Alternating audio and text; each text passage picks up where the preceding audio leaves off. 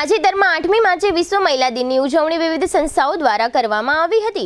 આ વિશેષ દિવસને ધ્યાનમાં રાખી ગઈકાલે રવિવારે જામનગરના ઓમ ટ્રેનિંગ સેન્ટરના લાભાર્થે ટાઉન હોલમાં એવોર્ડથી અલગ અલગ ક્ષેત્રમાં આગળ વધી રહેલ બહેનોને સન્માનિત કરવાનો સમારોહ યોજવામાં આવ્યો હતો।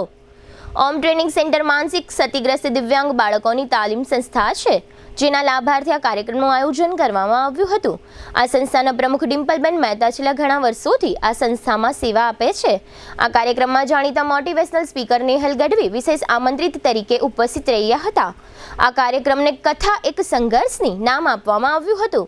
આ કાર્યક્રમમાં વિવિધ ક્ષેત્રમાં છેલ્લા 10 વર્ષથી કાર્યરત હોય અને સિદ્ધિઓ મેળવેલી હોય તેવા 35 બહેનોનું મહાનુભાવોના હસ્તે સન્માન કરવામાં આવ્યું હતું, જેમાં બહેનોને પ્રોત્સાહિત કરવા માટે જામનગરના કલેક્ટર કેતન ઠક્કર ખાસ ઉપસ્થિત રહ્યા હતા। જિલ્લા કલેક્ટરના વરદ હસ્તે પણ બહેનોને એવોર્ડ આપી સન્માનિત કરવામાં આવ્યા હતા।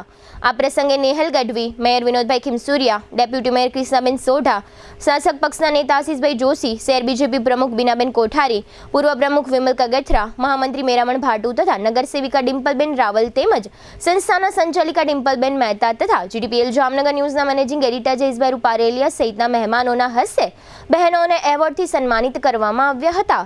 આ કાર્યક્રમમાં મોટિવેશનલ સ્પીકર નેહલ ગઢવીએ પોતાના વક્તવ્યમાં મહિલા દિન અંગે બહેનોને જીવન જીવવા માટેની ખૂબ જ જરૂરી ટિપ્સ આપી હતી। ઉપસ્થિત તમામ બહેનોએ આ ટિપ્સને વધાવી લીધી હતી। આ નેહલબેને આપેલી જરૂરી ટિપ્સના અંશો દર્શકો અહીં લાઈવ સાંભળી શકશે તેમજ આ સમગ્ર કાર્યક્રમ અંગે સંસ્થાના સંચાલિકા ડિમ્પલબેન મહેતાએ આપેલી વિગતો પ્રસ્તુત છે। તમારા મનમાં બે સ્ત્રી તરીકે હંમેશા કેમ એક પત્ની અને બહારની સ્ત્રી જ આવે છે? તમારા મનમાં કેમ માં અને પત્ની નથી આવતી? તમારા મનમાં કેમ? કારણ કે માં અને પત્નીને તમે સાથે રહેવા નથી માંગતા એટલે તમે આ વસ્તુ કહો છો। ક્યારેય કોઈ વ્યક્તિ એવું બોલ્યું છે કે કઈ પ્રકારની બે સ્ત્રી પાછળ હોય તો પુરુષ નિષ્ફળ જાય? રાધર તમે સફળ કે નિષ્ફળ જાઓ, તમારે એક વ્યક્તિનો હાથ ક્યારેય ન હોય। અનેક વ્યક્તિનો હાથ અને સંગાત તમને મળે તો તમે શિખરે પહોંચો। એટલે થોડા ખુલ્લા બનો। ઘણી બધી વખત એવી પણ વાતો થાય છે આપણે ત્યાં કે હવે ક્યાં આવી બધી વસ્તુની જરૂર છે, હવે ક્યાં સ્ત્રી સ્વતંત્રતાની જરૂર છે, ક્યાં આમ છે। ઘણી હદે સાચું છે। આપણે ત્યાં સમાજમાં અત્યારે બે પ્રકારની સ્ત્રીઓ પ્રવર્તે છે। એક કે જેને હજી આ કાંઈ સ્પર્શ્યું નથી, એક એવો વર્ગ છે કે જેને સ્વતંત્રતા, ઓળખ, કાંઈ એટલે કાંઈ અસર પણ નથી।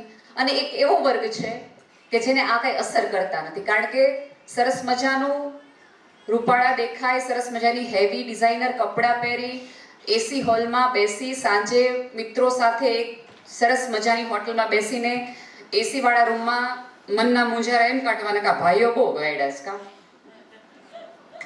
અહીંયા બેઠેલી તમામ સ્ત્રીઓને વિનંતી છે કે જ્યાં સુધી તમારા મગજમાંથી એવું નહીં નીકળે તમારે સફળ થવા માટે, તમારે આગળ વધવા માટે કે તમારે કોઈ જગ્યાએ સ્થાન ઓળખવા માટે કે કોઈ ઓળખ મળવા માટે, જ્યાં સુધી તમે એવું માનતા હોય કે પુરુષ પ્રજાતિને નીચી દાખવીને એની ઈર્ષા કરીને તમે આગળ વધી શકો, તો તમે ભૂલમાં છો। સાવ જ ખોટા કોન્સેપ્ટમાં છે। માત્ર ને માત્ર તમે તમને જોવા માંડો, તમે તમને ઓળખવા માંડો એટલે જગત તમારું છે। તમે કોઈના લીધે દુખી નથી, તમે કોઈના લીધે પાછળ નથી, તમે મારા લીધે જ હું આગળ છું ને મારા લીધે જ હું પાછળ છું। મને કોઈ એવું અંગત રીતે પૂછે, હું અનેક વાર કહી ચૂકી છું કે પુરુષો ક્યાંક ને ક્યાંક આગળ એટલા માટે છે કારણ કે પુરુષો અરીસો જોવામાં વ્યસ્ત અને મસ્ત નથી રહેતા।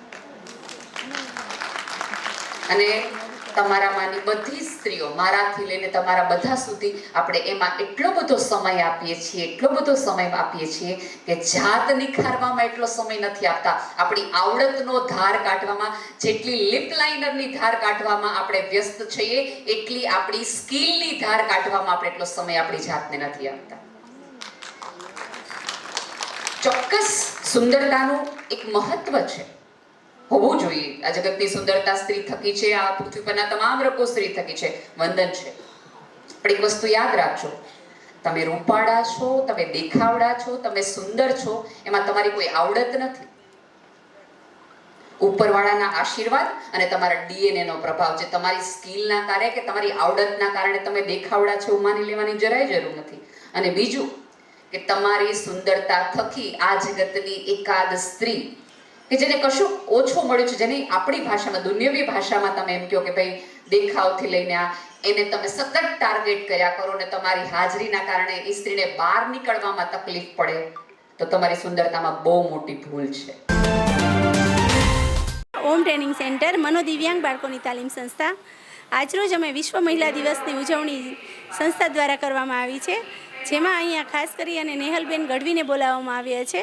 એમના હાથેથી બહેનોને સન્માનિત કરવામાં આવ્યા છે, જે બહેનોએ ખરેખર સંઘર્ષ કર્યો છે અને પોતાનામાં જે કાર્ય કરે છે, જે પોતાના ફિલ્ડમાં 10 વર્ષથી વધારે કાર્ય કરે છે, એવા બહેનોને અહીંયા સન્માનિત કરવામાં આવ્યા છે અને લગભગ 35થી વધારે બહેનોનું અહીંયા સન્માન થયું છે. સાથે સાથે નેહલબેન દ્વારા જ કે આપણે લોકોને પ્રેરણા મળે એવા થોડા પ્રવચનો પણ રાખ્યું છે. નેહલબેન પણ મારી જેમ એક સ્પેશિયલ એજ્યુકેટર જ છે, તો મને થયું કે લાવ અમારા બાળકોની વેદના શું છે એ પણ નેહલબેન સારી રીતે કહી શકે, સંઘર્ષ શું છે એ પણ નેહલબેન સારી રીતે કહી શકે. એના માટે ખાસ આજે આ ઉદ્દેશ્યથી જ આ દરેક નારીઓને નેહલબેનના જીવનમાંથી પ્રેરણા મળે એના માટેનું ખાસ આ એક આયોજન કરવામાં આવ્યું છે.